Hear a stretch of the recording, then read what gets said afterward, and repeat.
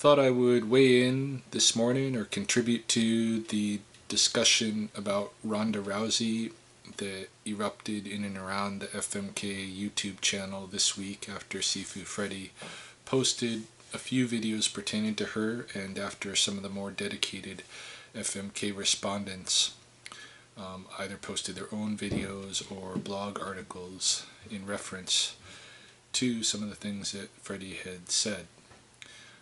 Any case, I thought I might as well share my own perspective on Ronda Rousey as a martial artist and as a person. And that perspective is going to be very limited because, for one thing, I don't know her personally, and all I'm exposed to is what's out there in the media.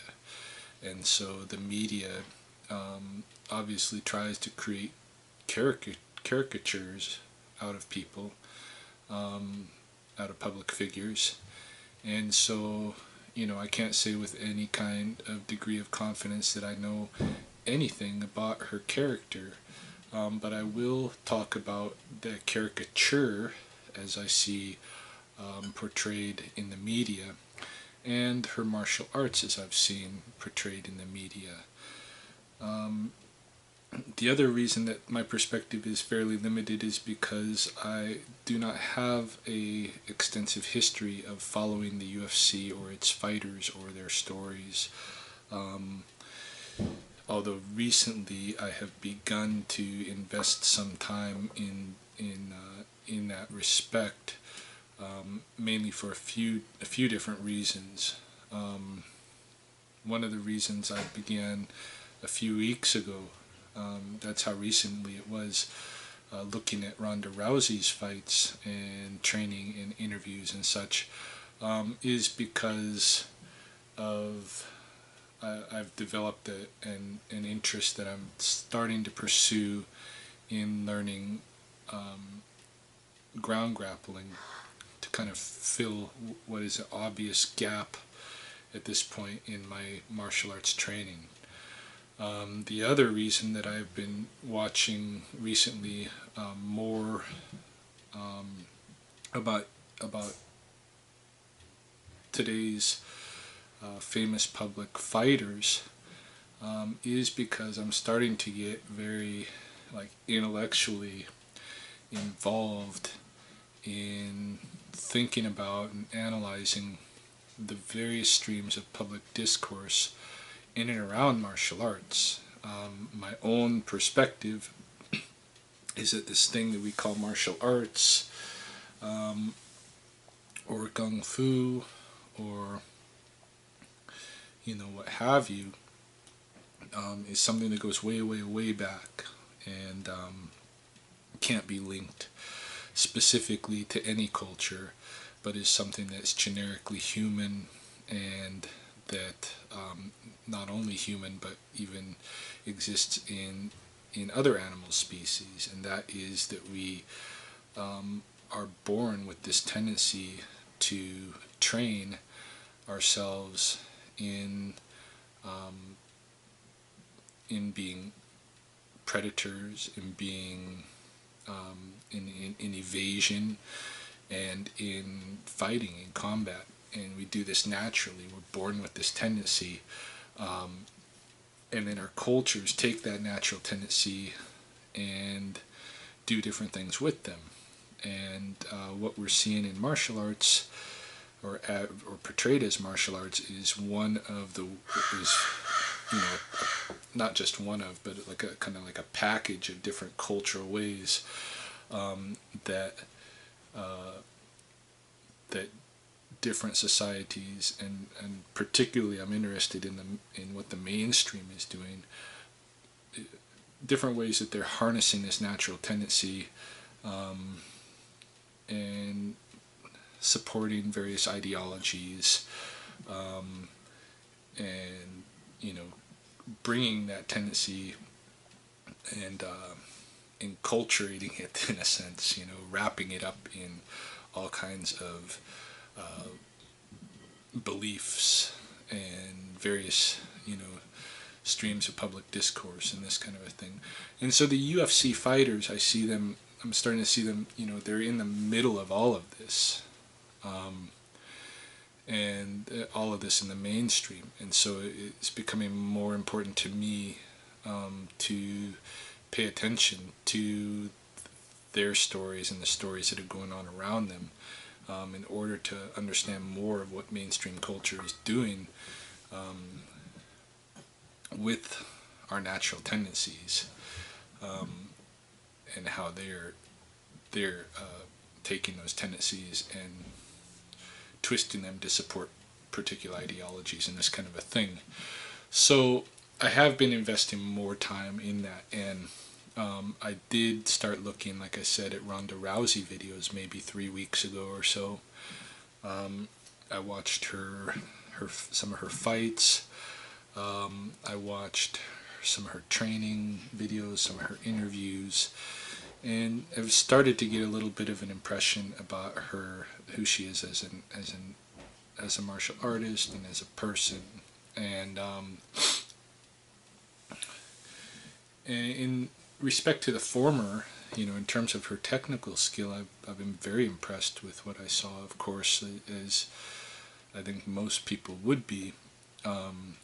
She is known for employing her signature move, which is an armbar, and she probably has, who knows how many different ways of locking somebody into an armbar, and everybody knows this, and yet and the people that she fights, I'm sure, put extensive training into avoiding those arm bars, and yet they still get locked in them. And to me, that's kind of like the old, you know, 1970s Billy Jack kind of scenario, where he's like, I'm going to take this right leg and I'm going to whop you on this side of your face, and there's not a damn thing you can do about it. That's kind of what Ronda Rousey is with her arm bars. So I'm going to go in there and tear your arm off, and there's nothing you can do about it. You can train for 6 months or whatever to try to avoid it. I'm still going to take your arm off, and she does. And so that's impressive, you know, in terms of technical skill and stuff. That's impressive. I certainly wouldn't want to fight her. I think she could take my arm off with so much ease, it would just be child's play to her. And that she could do this with pretty much anybody that I know. I mean, this has been, and my understanding is that she's been doing this stuff her whole life. Like, her mom is a famous judoka, and so, you know, it's not like Ronda Rousey just came out of, you know, volleyball and I'm a martial artist now. No, this has been her whole life. So I have a lot of respect for her as a judoka, as a martial artist in the technical sense. Now, getting into who is she as a person, her character, or her caricature, you can see that, okay, regardless of how the media portrays her, you can see that etched into her face is an anger. You know, it's a scowl that is etched into her flesh, and you know, the body doesn't lie.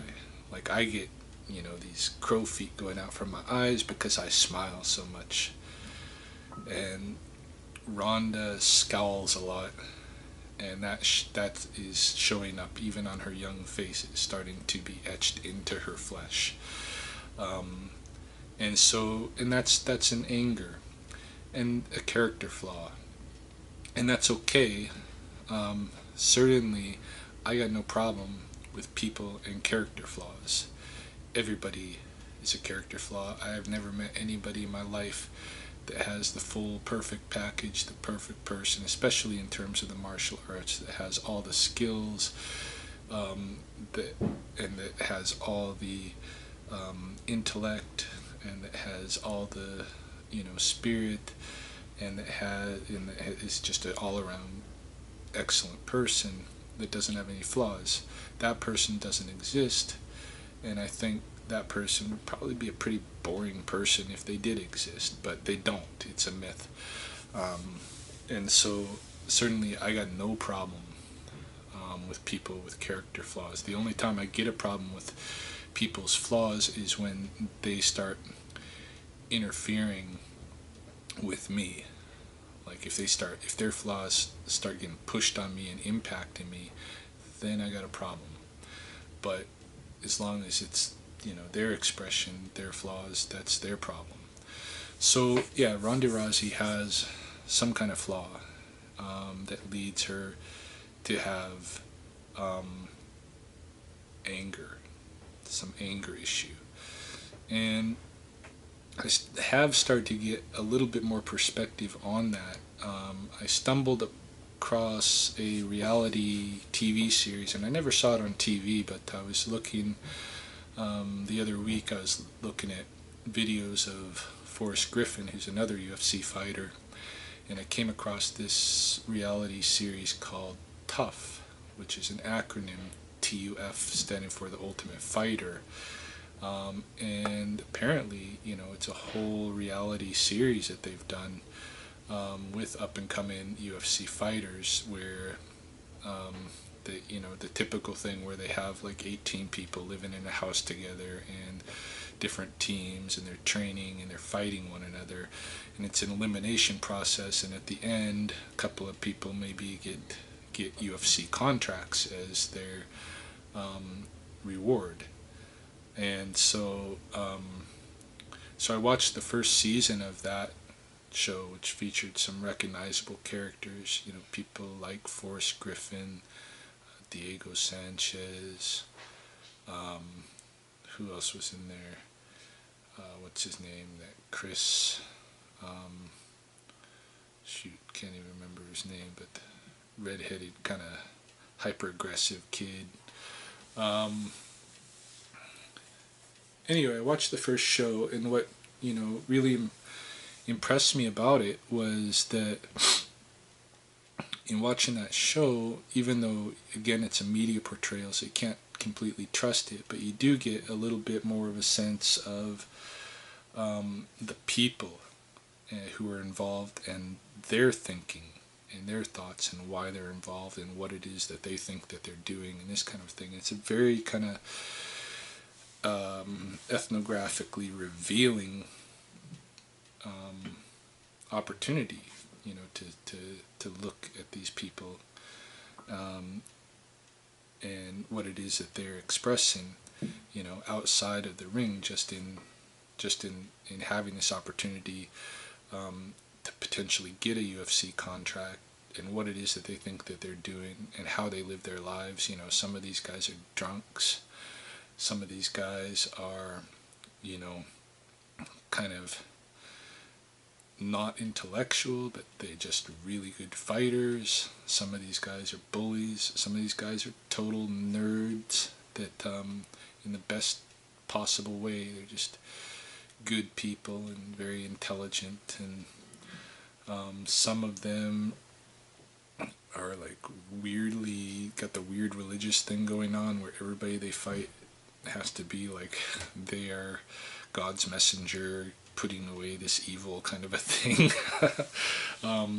You got all of these different types of people, and all of these different perspectives on why they're there, and what the martial arts is, and what they're doing, and this kind of a thing. So kind of got into this first series, watched the whole thing, and then I noticed that they've gone all the way up. I think it's at series 19 now, and number 18, that series involved Ronda Rousey. And so I've skipped ahead right to that series, and I think I've watched the first six or seven episodes now, and just continue to go with it in the evening or something. I watch a couple of episodes. Anyway, just like in the season 1, season 18, it gives you a lot more perspective on these people as people. And Ronda Rousey is one of the coaches in season 18, and so you get a a lot of kind of everyday filming of her, and you get a little bit of a more sense about what this how she is with this anger and stuff, why she's got these lines etching into her face. I mean, I kind of see her personality. She's got an intensity, you might call it, and part of it comes out in that propensity to become angered or enraged easily. And again, I see this as a character flaw, but again, everybody's flawed. So part of her intensity comes out in that anger expression, but part of it also comes out in a kind of like hypersensitivity to the feelings of other people. You see that she's very quick to be brought to tears thinking about what's going on in any of the other fighters who she's coaching, thinking about what's going on in their lives. And a lot of times you see her getting choked up because she's very empathetic to others. So I think she has this part of her where she just has a really strong emotional presence, and unfortunately an aspect of that emotional presence is a propensity to respond in anger to the slightest kind of insult or criticism or what have you. But on the flip side, that same thing that makes her susceptible to that anger also gives her a heightened empathy, an expression of that empathy toward others. So it's a double-edged sword. And I see, the people that she carries on with, like you get to see her mom, you get to see some of the other coaches that she trains with, and they all kind of got that same kind of emotional thing going on, where their anger can be triggered pretty easily. They're a little bit like they respond violently when angered. So, again, this is just part of her, and it's double-edged. There's a good side to it, there's a bad side to it. And in that respect, she might actually have a lot in common with Sifu Freddy, having this kind of very, she needs to express herself emotionally, and she feels she has a lot of powerful emotional triggers. And so that's my impression of her.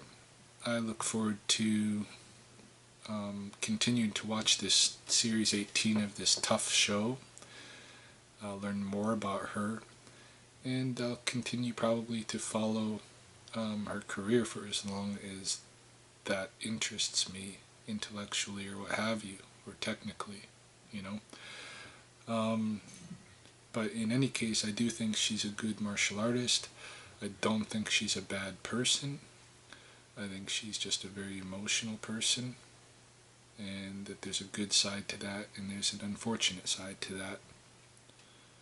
And that's my perspective on Ronda.